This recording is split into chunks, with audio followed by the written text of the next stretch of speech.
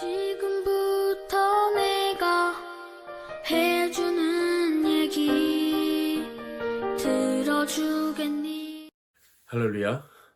11월 10일 화요일 새벽입니다. 오늘도 하나님께 찬양하면서 나가도록 하겠습니다.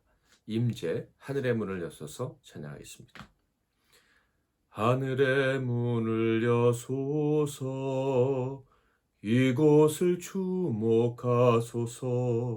주를 향한 노래가 꺼지지 않으니 하늘을 열고 보소서.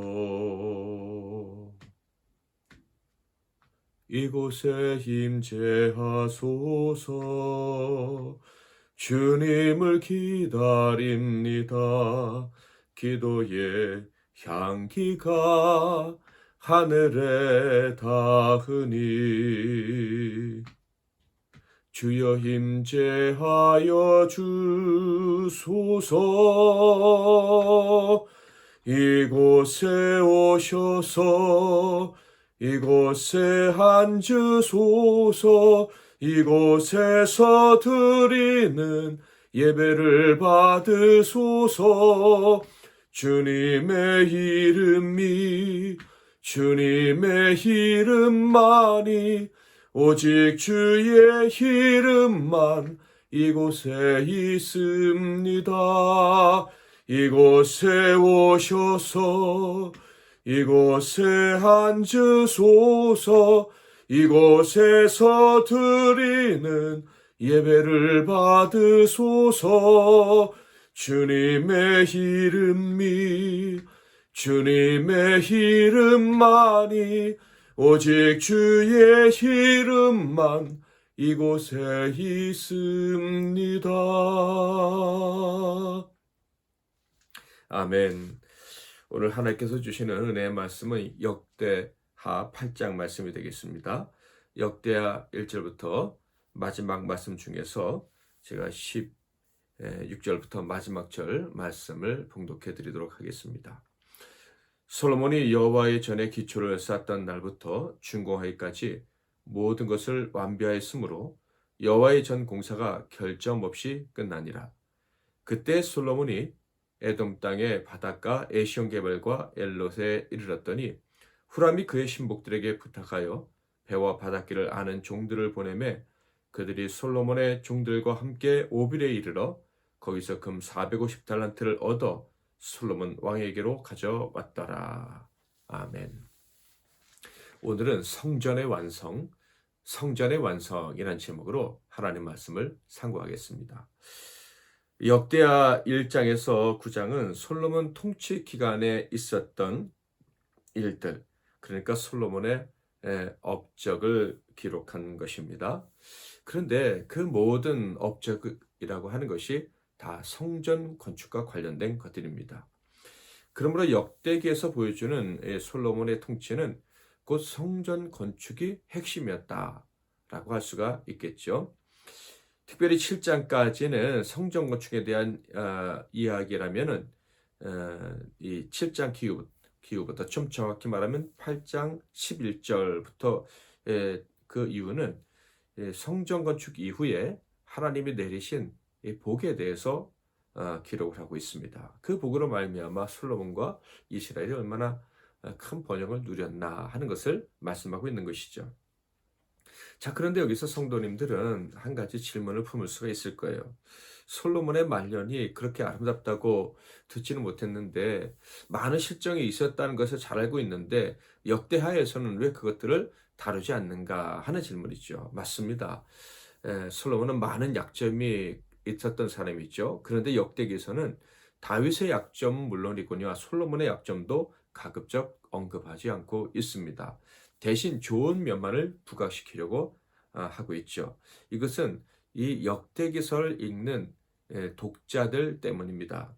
포로 생활을 마치고 황폐한 땅, 고국 다 무너져서 아무것도 남지 않은 예루살렘으로 돌아온 그들을 격려하기 위해서 기록된 책이기 때문에 그렇다는 거예요.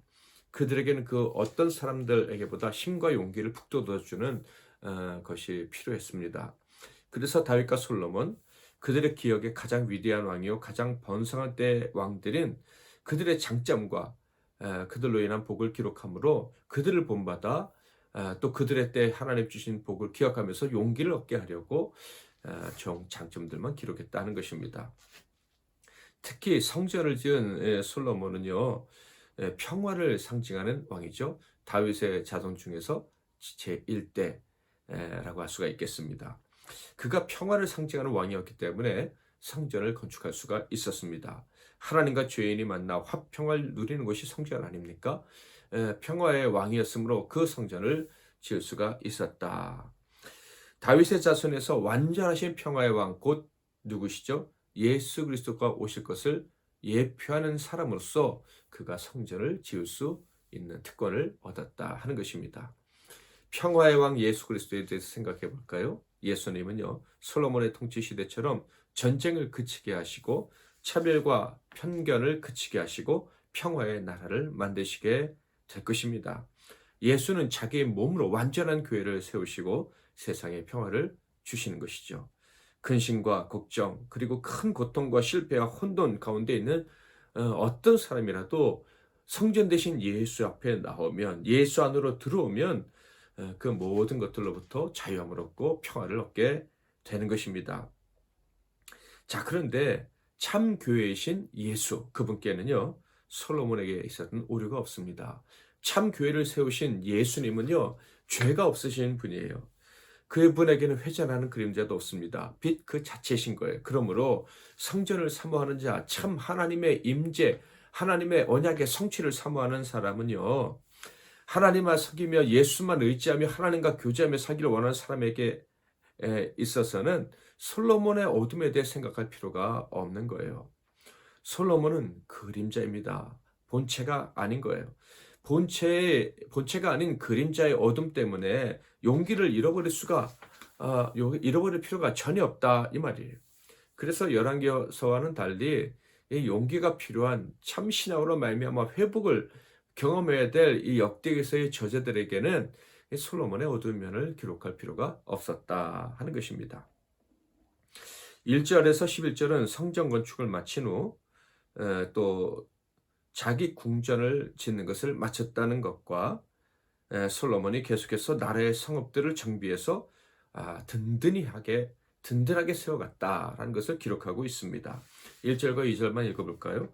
솔로몬이 여호와의 전과 자기의 궁궐을 20년 동안에 건축하기를 마치고 후람이 솔로몬에게 되돌려준 성읍들을 솔로몬이 건축하여 이스라엘 자손에게 거기에 거주하게 하니라. 자, 번성했습니다. 성전을 건축하고 이제 자기 궁궐까지 완성했습니다. 나라까지 든든히 세워져 갑니다. 이때 솔로몬의 태도는 어땠을까? 옛날에 다윗은 그 번성했을 때 범죄한 적이 있었는데 성경을 보니까 솔로몬은요 성전을 건축하고 하나님의 임재를 경험하고 불까지 내려오는 그 영광스러운 경험을 한 후에도 겸손히 하나님을 섬겼는데 최선을 다해 섬겼다라고 기록되어져 있습니다.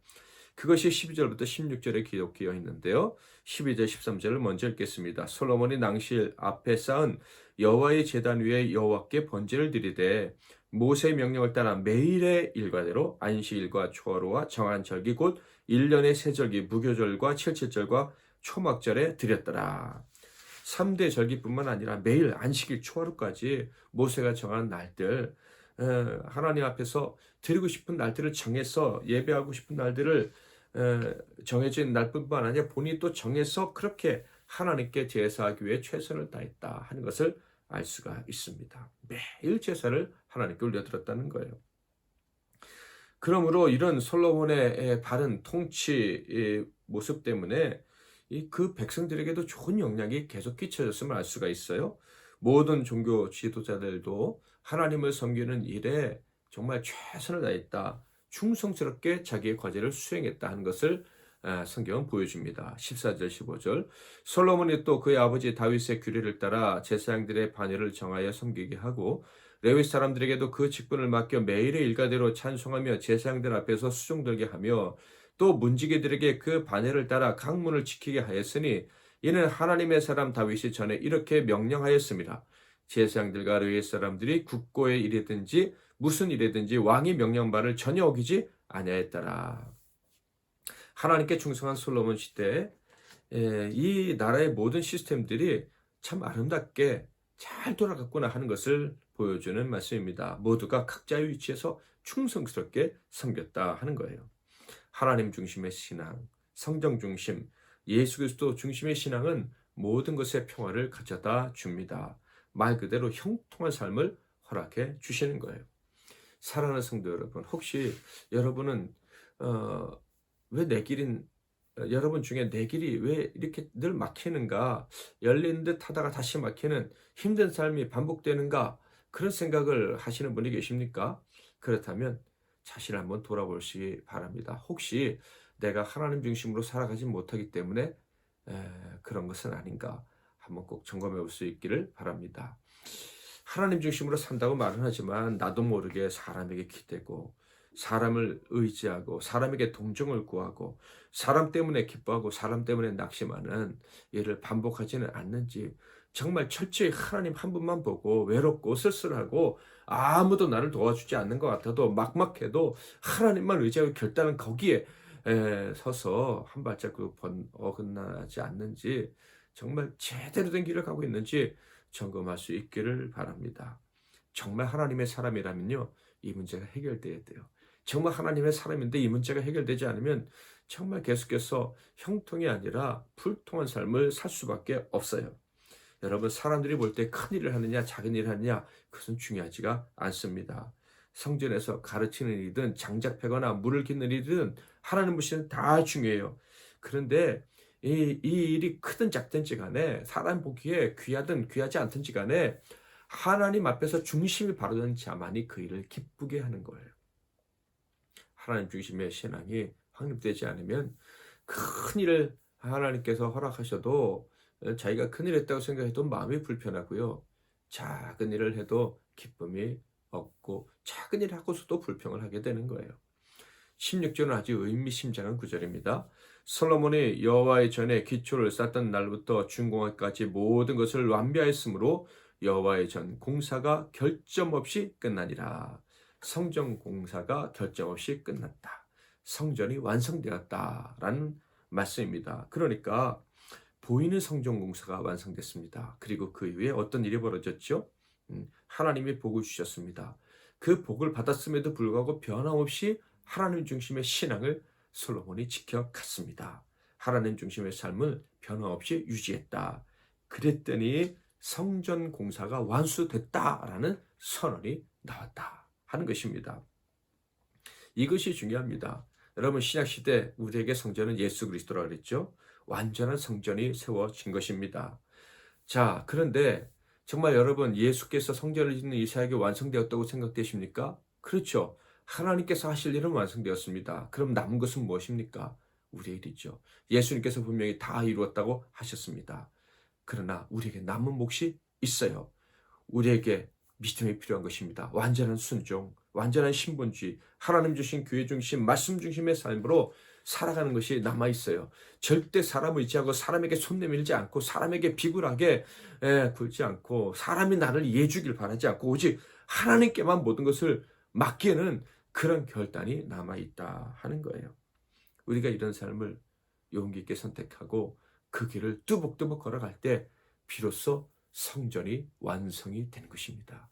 하나님이 우리에게 성전을 주신, 예수 그리스도 주신 목적이 완성되는 거예요. 그래서 하나님이 마음껏 복 주시는 일이 벌어지게 되는 것입니다. 그때 진짜 형통의 역사가 나타나게 되는 거예요. 자, 성전이 그렇게 완성되니 어떤 일이 벌어졌습니까? 17절, 18절. 그때 솔로몬이 에돔 땅의 바닷가 에시온 게발과 엘롯에 이르렀더니 후람이 그의 신복들에게 부탁하여 배와 바닷길을 아는 종들을 보내매 그들이 솔로몬의 종들과 함께 오빌에 이르러 거기서 금 450달란트를 얻어 솔로몬 왕에게로 가져왔더라. 솔로몬에게 마음이 좋지 않았던 후람도 도와주기 시작하고요. 무역의 활성화를 통해서 경제적으로 엄청난 풍요를 이루게 되었다라는 말씀입니다. 그러니까 온전한 성경 중심의 신앙, 하나님 중심의 신앙이 세워지면 막혔던 것들이 뚫리게 된다, 이런 얘기예요. 하나님께서 점점 더 풍성한 복을 주시되 마음껏 주시게 된다 하는 말씀입니다. 사랑하는 성도 여러분, 오늘 여러분에게 주시는 교훈은 무엇입니까? 우리 삶에서도 성전을 완성해야겠다 하는 생각이 들지 않으십니까? 예수 중심, 하나님 중심, 말씀 중심의 삶을 시작하십시오. 완성하십시오. 철저히 하나님 중심, 신본주의의 신앙, 하나님만 바라보고 가는 그 삶을 다시 정립하고 시작할 수 있기를 바랍니다. 이미 완전한 성전은 우리에게 주어졌습니다. 그 성전을 완성하려면 이제 우리의 순종, 철저한 헌신, 진정한 믿음이 필요한 것입니다. 그 믿음으로 성전이 완성되어 하나님 마음껏 복을 주시는 형통의 복을 누릴 수 있기를, 만사형통의 복을 누리는 저와 여러분이 되기를 축복합니다. 하늘의 문을 여서서 한 번 더 찬양하겠습니다. 하늘의 문을 여소서, 이곳을 주목하소서. 주를 향한 노래가 꺼지지 않으니 하늘을 열고 보소서. 이곳에 임재하소서. 주님을 기다립니다. 기도의 향기가 하늘에 닿으니 주여 임재하여 주소서. 이곳에 오셔서 이곳에 앉으소서. 이곳에서 드리는 예배를 받으소서. 주님의 이름만이, 오직 주의 이름만 이곳에 있습니다. 이곳에 오셔서 이곳에 앉으소서. 이곳에서 드리는 예배를 받으소서.